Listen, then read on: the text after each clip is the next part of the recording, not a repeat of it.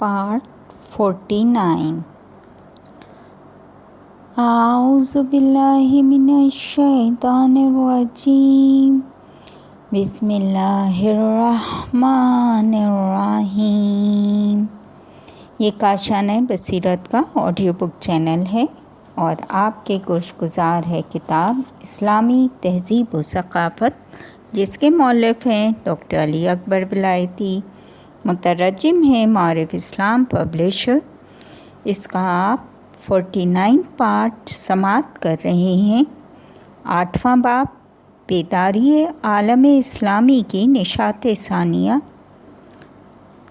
सफ़ा नंबर 251। अब हम पढ़ेंगे सियासी तारीख़।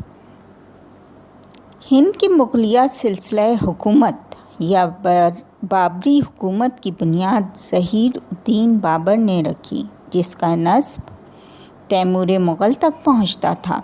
तैमूर चूँकि मंगोल कौम से निस्बत रखता था, इसलिए बाज़ तारीख़ी माख़ज़ात में मुग़लिया सिलसिला हुकूमत को हिंदुस्तान के मंगोलों के उन्वान से भी याद किया गया है। ज़हीर-उद-दीन इब्तिदा में समरकंद का हाकिम था। इसने 910 हिजरी कमरी में शहर काबुल का कब्ज़ा कर लिया। इस दौर में इसके हमसायों में दो बड़ी ताकतें सफ़वी और अज़बिक थे। इनकी मौजूदगी में वो हरगिज़ अपनी मुमलिकत को मरकज़ी एशिया या ईरान की तरफ बढ़ा सकता था।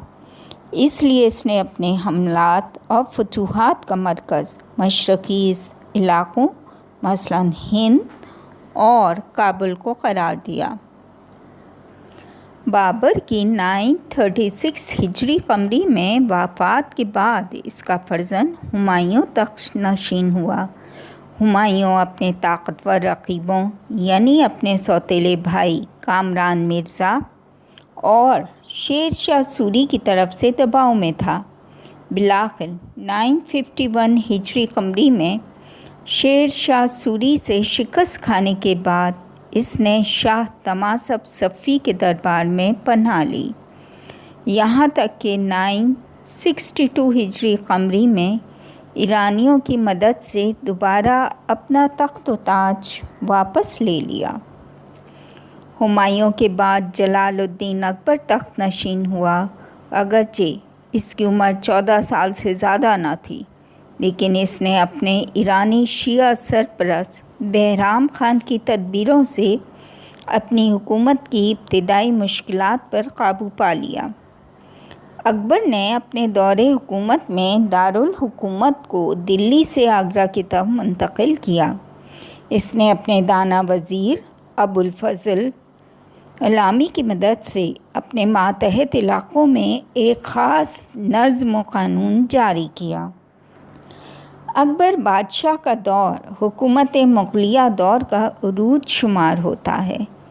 इसने अपने रक़ीबों की बहुत सी बग़ावतों और हिंदुओं की बग़ावत का क़ला मक़मा करते हुए अपनी हुकूमत को 15 सूबों में तक़सीम किया और बज़ाते ख़ुद गवर्नरों के कामों की निगरानी करता था।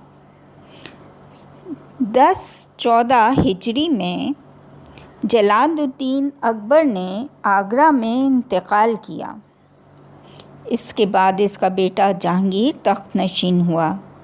जहांगीर ने अपनी हुकूमत के दौरान सिखों की सबसे बड़ी बग़ावत का ख़ात्मा किया। इस वजह से हिंदुओं में इसके हवाले से कीना पैदा हुआ। हिंदुओं ने जहांगीर के रक़ीबों का साथ दिया, जिसकी बिना पे बाज़ इलाक़े अहमदनगर और दक्कन वग़ैरह मुग़लिया मुमलिकत से निकल गए। जहांगीर ने भी ज़िंदगी के आखिरी सालों में मजबूर होकर काबुल में सुकूनत अख्तियार की। 1037 कमरी में जहांगीर का बड़ा बेटा शाहजहाँ तख्त नशीन हुआ। चूँकि इसकी मलका नूरजहाँ ईरानी थी, इसलिए बहुत से ईरानियों ने मुग़लिया दरबार में जगह पाई। मुग़लिया सिलसिले का आखिरी कवी तरीन बादशाह औरंगज़ेब था। اس نے اپنے خاص مذہبی رجحان کی بنا پہ ایرانیوں سے اچھے روابط نہیں رکھے۔ اس کے دور اقتدار کے بعد مغلیہ حکومت روز بروز کمزور اور ضعیف ہوتی چلی گئی اور آہستہ آہستہ زوال پذیر ہو گئی۔ مغلوں کے صفویوں سے روابط۔ بابر بادشاہ نے کابل میں حکومت کے دوران شاہ اسماعیل صفوی اور شاہ طہماسپ صفوی سے محدود سے روابط شروع کیے۔ اس نے صفویوں سے دوستی کی بنا پہ ازبکوں کے مد مقابل اپنی حکومت کو محفوظ رکھا۔ ہمایوں کا دور حکومت بہت اہمیت کا حامل تھا۔ ہمایوں کی ایران میں اقامت اور ایرانیوں سے آشنائی کی بنا پہ دونوں حکومتوں میں قریبی روابط برقرار ہوئے اور بہت سے ایرانی مغلیہ دربار میں وابستہ ہوئے۔ ان میں سب سے اہم ہمایوں کا وزیر بہرام خان تھا۔ جلال الدین اکبر صفویوں کے دو بادشاہ شاہ طہماسپ اور شاہ عباس کا ہم عصر تھا۔ دونوں حکومتوں کے اچھے روابط میں اہم مسئلہ قندھار تھا کہ جسے اکبر نے اپنے قبضے میں لے لیا تھا۔ یہ شاہ عباس کبیر کے ابتدائی دور میں ہوا کہ جب ایران کے حالات کچھ اچھے نہ تھے۔ اکبر کی مانند جہانگیر اور شاہ جہاں کے بھی صفویوں کے ساتھ روابط میں قندھار کا مسئلہ موجود رہا۔ مجموعی طور پر بابر کے زمانے سے لے کے بعد تک قندھار دونوں حکومتوں کے مابین ادھر ادھر منتقل ہوتا رہا، لیکن دونوں حکومتوں کے صبر و حوصلے کی بنا پہ اس مسئلے سے خصوصیت نہیں بڑھی، کیونکہ جب ایک حکومت قندھار پہ قابض ہو جاتی تو دوسری طرف کا عارضی سقوط دونوں حکومتوں کے باہمی روابط کا موجب رہا۔ دونوں حکومتوں کے تدریجی زوال کے ساتھ ساتھ یہ روابط بھی بے بنائی اور سستی کا شکار ہو گئے۔ مغلوں کے یورپی حکومتوں سے تعلقات۔ یورپی لوگ سن 1498 عیسوی میں واسکو ڈی گاما کے دریائے سفر کے ذریعے پہلی مرتبہ سرزمین ہند سے واقف ہوئے۔ 1500 عیسوی میں پرتگالیوں نے کالی کوٹ کے ساحلوں پہ قدم رکھا۔ کچھ عرصے کے بعد مسلمان تاجر جو کہ پرتگالیوں کے آنے سے ناراض تھے، انہوں نے پرتگالیوں کو کوچین کے علاقے کی طرف دھکیل دیا۔ 1509 عیسوی سے 1515 عیسوی تک پرتگالیوں نے گوا بندرگاہ پہ قبضہ جماتے ہوئے استعمار کا پہلا ستون کھڑا کیا۔ یہ لوگ اکبر بادشاہ کے آخری دور تک ہندوستان کی بیرونی تجارت کو اپنے کنٹرول میں لیے ہوئے تھے۔ روئی اور ہندوستانی مصالحوں جیسی اجناس یورپی حکومتوں کو درآمد کرتے تھے۔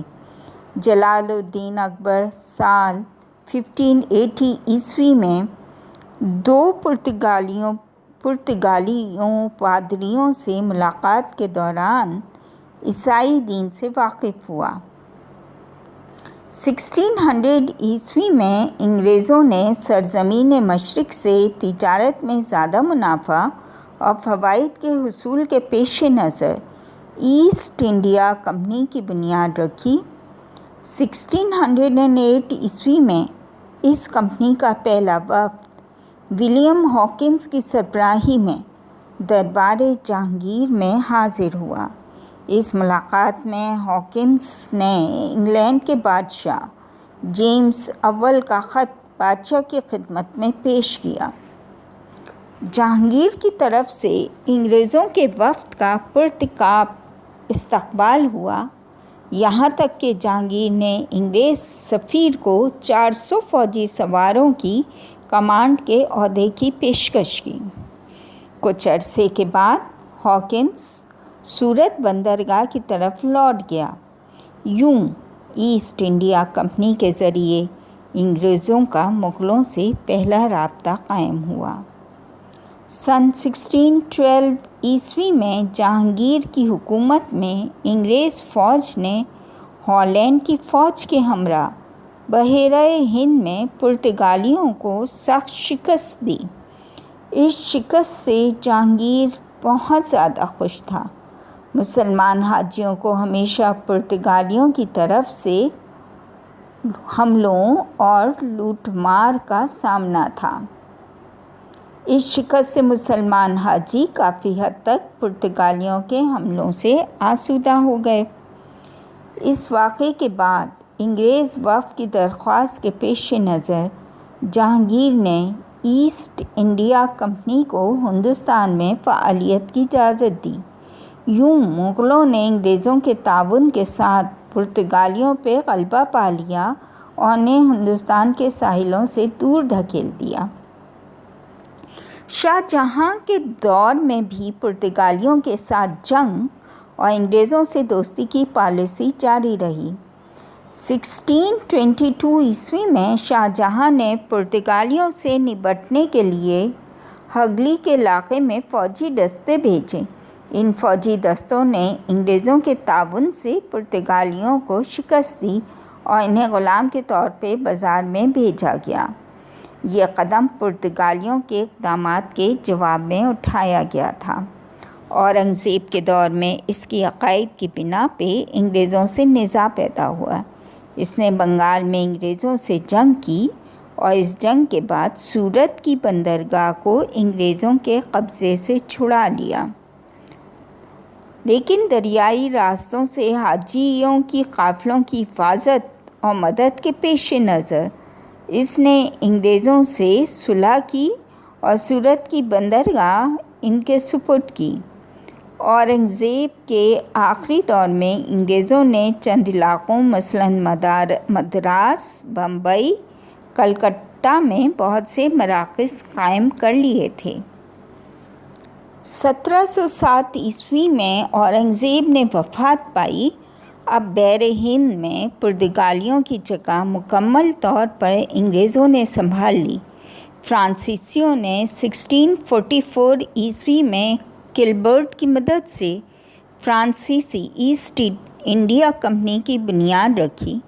2 साल के बाद फ्रांस हुकूमत ने बीजापुर के इलाके में तिजारत खाना कायम किया और पौंड विश्री के नाम से एक शहर बनाया। नीज़ उन्होंने साल 1688 ईस्वी में बंगाल और चंद्रनगर में अपने तिजारती मरकज़ कायम किए।